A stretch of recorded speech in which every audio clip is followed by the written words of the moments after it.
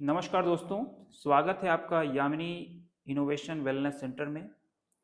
तो आज हमारे साथ प्रोफेसर यामिनी भूषण त्रिपाठी जी यहाँ पर आए हैं पॉडकास्ट में। और जैसा कि आप सभी लोग जानते हैं कि हमारे सर काशी हिंदू विश्वविद्यालय के आयुर्वेद संकाय के पूर्व डीन रह चुके हैं और इन्होंने भांति भांति के वर्ल्ड क्लास के रिसर्च बायोकेमिस्ट्री और आयुर्वेद को मिलाकर किए हैं। आयुर्वेद को साइंटिफिक बनाने में इनका जो योगदान है वो पूर्ण विश्व में कुछ ही लोगों के पास हो सकता है।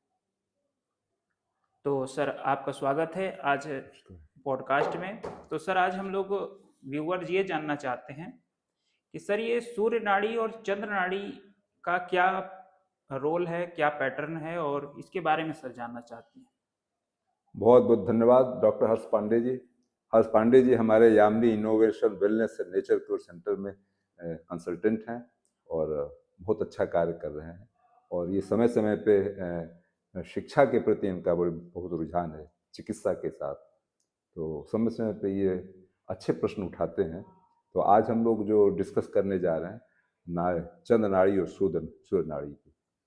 जैसा कि आप जानते हैं, ये सब लोग कहते हैं कि सब जितने योगा के पुस्तकें हैं, योगा के आचार्य हैं, ये इसको बड़ा महत्व देते हैं। और प्राणायाम में भी अनुलोम विलोम, नाड़ी शोधन, तमाम तरह के विचार आते रहते हैं। तो ये जानना जरूरी है कि नाड़ी क्या चीज़ है, चंद्र नाड़ी सूर्य नाड़ी। तो मेरा ये विचार है कि सूर्य नाड़ी जो है वो दाहिने तरफ की नाड़ी को सूर्य नाड़ी कहते हैं। ये गर्म करती है, मेटाबॉलिक प्रोसेस को बढ़ा देती है। और चंद्र नाड़ी जो है वो कूल करती है, तो पैरासिम्पैथिक नर्वस सिस्टम को बढ़ा देती है। तो मेरा ये कहना है कि ये शांति के लिए ऑटोनॉमिक नर्वस सिस्टम जो है उसमें चंद्र नाड़ी का रोल है, और सिंपैथेटिक नर्वस सिस्टम जो है उसमें सूर्य नाड़ी का रोल है। अब ये नाड़ी जो है जो बदलती रहती है, 24 घंटे में कई बार बदलती है। जैसे स्लीप साइकिल होती है 90 मिनट की, उसी तरह ये भी आधे घंटे से लेकर 4 घंटे तक हो सकती है। हर आदमी का अलग अलग है। तो ये कहना मुश्किल है कि ये पर्टिकुलर टाइम का ही है, ये नाड़ी है। नाड़ी की जो टाइमिंग है बदलने का, वो आदमी आदमी पे वेरी करता है। इसको मॉडर्न साइंस में नेजल साइकिल कहते हैं। नेजल साइकिल क्यों होती है कि कॉन्स्ट्रिक्शन एंड डायलेशन, जो यहाँ पे जो नाड़ी तंत्र है, ब्लड वेसल्स हैं, जो कुछ देर में कॉन्स्ट्रिक्ट होती हैं, फिर कुछ देर में डायलेट हो जाती हैं। जब कॉन्स्ट्रिक्ट होती हैं तो वो नाड़ी बंद हो जाएगी, दूसरी नाड़ी शुरू हो जाएगी। तो ये अल्टरनेट होता रहता है, कॉन्स्ट्रिक्शन और डायलेशन। उसी प्रकार से जो सांस है, कभी राइट में चलेगी, कभी लेफ्ट में चलेगी। तो ये नेजल साइकिल है। अब ये नॉर्मल है, ये ऑटोनॉमिक नर्वस सिस्टम से गवर्न होती है। मतलब आप नहीं गवर्न करते, ऑटोमेटिक जो सिस्टम है आपका nervous system, autonomic nervous system कहते हैं, वो गवर्न करती है। तो नेजल साइकिल और चंद्र नाड़ी सूर्य नाड़ी का ऑसिलेशन, दोनों एक बात है, लेकिन दोनों में कंपैरिजन नहीं किया गया है, क्योंकि यही चंद्र नाड़ी का क्या प्रभाव है, सूर्य नाड़ी का क्या प्रभाव है, इसमें वैज्ञानिक अध्ययन नहीं हुआ है। नेजल साइकिल का कंपैरिजन चंद्र नाड़ी सूर्य नाड़ी से अभी तक नहीं हुआ है। ये शोध का विषय है, इसको करना चाहिए वैज्ञानिकों को। अच्छा सर, तो इसका मतलब है सर, जो आप कह रहे हैं कि पैरासिम्पैथेटिक और सिंपैथेटिक नर्वस सिस्टम चंद्र नाड़ी और सूर्य नाड़ी से संबंधित है, ऑटोनॉमिक नर्वस सिस्टम संबंधित है, और फाइट एंड फ्लाइट की जो रिस्पॉन्स है, ये सारी चीज़ें हमारे सूर्य नाड़ी और चंद्र नाड़ी से रिलेटेड है। तो सर मैं पूछना चाहता हूँ कि क्या ये जो सूर्य नाड़ी और चंद्र नाड़ी का जो विज्ञान है, इससे हम कुछ रोगों को जो है चिकित्सा कर सकते हैं? अच्छा, बहुत अच्छा प्रश्न है। इसके पहले हम ये बताना चाहेंगे कि सूर्य नाड़ी अगर सिंपैथिक नर्वस सिस्टम है तो कब कब बढ़ता है। जैसे आप कसरत करेंगे, जिम में जाएंगे, दौड़ेंगे, तो आपका सूर्य नाड़ी बढ़ जाएगा। खाना खाएंगे, खाते समय सूर्य नाड़ी बढ़ा रहेगा। लेकिन कुछ देर बाद जब रेस्ट करेंगे, मेडिटेशन करेंगे, तो आप देखेंगे चंद्र नाड़ी आपकी चलने लगी, मतलब लेफ्ट नॉस्ट्रिल आपकी चलने लगी। उसी को चंद्र नाड़ी कहते हैं। तो अब ये जो एक्शन के साथ भी बदलता है। अब आपको एक और बड़ा अच्छा एग्जाम्पल है, अगर आप बाएं करवट सो रहे हैं तो आपकी दाहिने नाड़ी चलेगी, और दाहिने करवट सो रहे हैं तो बाएं नाड़ी है। ये अल्टरनेट हुआ, अपोजिट हुआ। इसी प्रकार जब खाना खाते हैं आप, तो उसमें भी किस तरफ से आप खा, मतलब जिधर फंक्शन कर रहे हैं उसका रोल कनेक्ट है, जिधर आराम कर रहे हैं उसका रोल कनेक्शन है आपके नाड़ी के प्रवाह से। ये हर आदमी को ऑब्जर्व करना चाहिए कि देखिए, हम जैसे कसरत किए तो हमारी सूर्य नाड़ी चली कि नहीं, हम आराम कर रहे हैं तो हमारी चंद्र नाड़ी चल रही है कि नहीं। अगर ये आप खुद अपना अनुभव करेंगे, नाक पे यहाँ पे रख के देखेंगे कौन सी नाड़ी चल रही है, कितने देर में इसका चेंज हो रहा है, किस एक्शन पे चेंज हो रहा है, तो इससे बहुत बड़ा हम लोग एक प्रेडिक्टिव मॉडल बना सकते हैं। ये शोध का विषय है, अभी हम लोग करने जा रहे हैं इसको, कि आपकी नाड़ी और आपके एक्शन दोनों को मिला के हम लोग क्या कर सकते हैं, ये हम लोग आपको प्रेडिक्ट करके कंप्यूटर मॉडल बना देंगे इसका। तब ये जाके जो आपने प्रश्न पूछा कि क्या इसे डायग्नोसिस हो सकती है, डायग्नोसिस डिजीज के होगी कि नहीं पता नहीं, लेकिन मेटाबॉलिक प्रोसेस के डायग्नोसिस हम लोग कर सकते हैं। जो कि मेटाबॉलिक प्रोसेस जब डिस्टर्ब होता है तभी रोग होता है। जितने नॉन कम्युनिकेबल डिजीज हैं आपके खान पान और रहन सहन के गड़बड़ी कारण ही होते हैं। तो खान पान और रहन सहन से अगर ये नाड़ी का कोई कनेक्शन हम लोग जोड़ दें तो बहुत बड़ा काम होगा विज्ञान की। जी सर, आप बिल्कुल सही इसमें कह रहे हैं कि फिजियोलॉजी की गड़बड़ी ही पैथोलॉजी बन सकती है। यानी फिजियोलॉजी बिल्कुल की जो मेटाबॉलिक प्रोसेसेस हैं उसमें कुछ उतार चढ़ाव आने पर ही कोई रोग उत्पन्न होने की संभावना बढ़ जाती है। तो सर, इसमें हम लोग जानना चाहते हैं कि सूर्य नाड़ी और चंद्र नाड़ी के विज्ञान पर आपका क्या जो है रिसर्च होने वाला है, या फ्यूचर में क्या आप इस पर कैसा रिसर्च करना चाहते हैं, और क्या जो पार्टिसिपेंट्स हैं ऑल ओवर इंडिया के, क्या वो इसमें पार्टिसिपेट कर सकते हैं? बिल्कुल बिल्कुल, बहुत अच्छा आपने प्रश्न किया है। देखिए, जैसे कि पहले तो एक बार बता दें, एक कहावत है बहुत कि लोग खाने के बाद बाएं करवट सोना चाहिए। तो क्यों सोना चाहिए?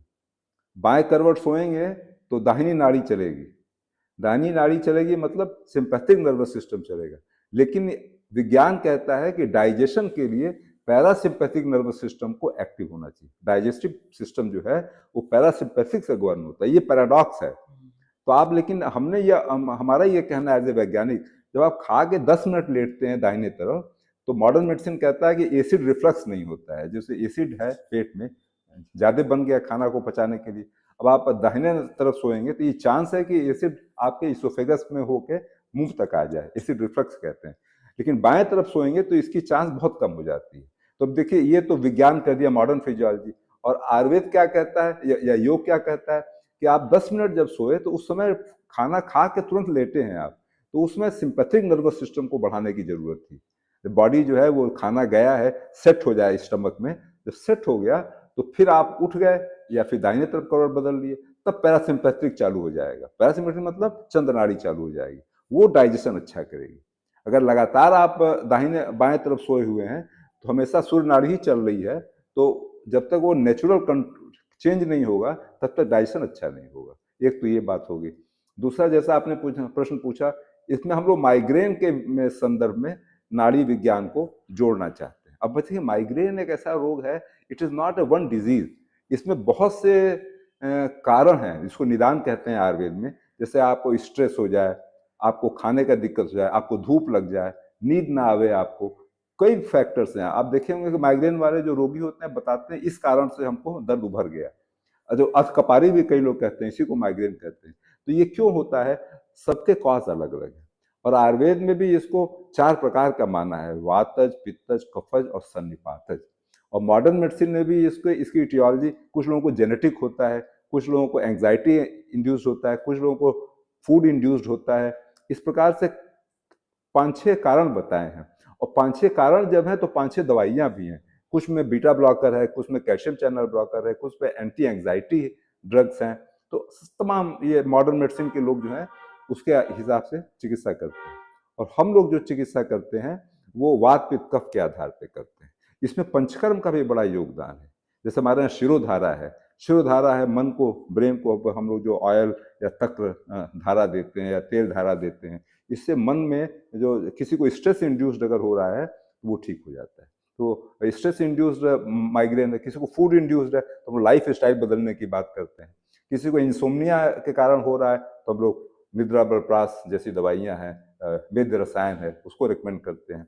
इस प्रकार से रोगी के लक्षण माइग्रेन हो गए, लेकिन उसके कारक अलग अलग है। इसलिए कारक को पता करने के लिए और फिर हम लोग क्वेश्चनियर एक बना रहे हैं, एक हम लोग ऑब्जर्वेशनल स्टडी प्लान कर रहे हैं यामिनी इनोवेशन वेलनेस सेंटर की तरफ से, जिसमें क्वेश्चनियर है, गूगल फॉर्म है जो हमारे वेबसाइट पे yaminiinnovations.com पे उपलब्ध है।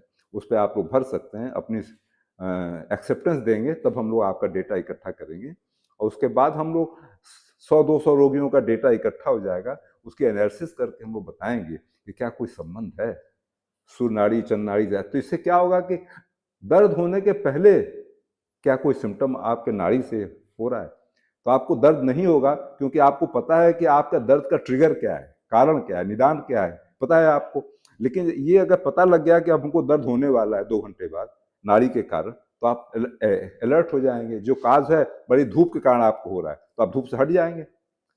देखिए हमारे यहाँ कहा गया हेतु को हटाइए तभी रोग हटेगा। तो हेतु को पता है आपको, लेकिन कब इसका अटैक आने वाला है इसका पूर्वानुमान अगर हम लोग आपके चंद नाड़ी और सूर्य नाड़ी के पैटर्न पे बता सकें तो ये बहुत बड़ी उपलब्धि होगी विज्ञान की।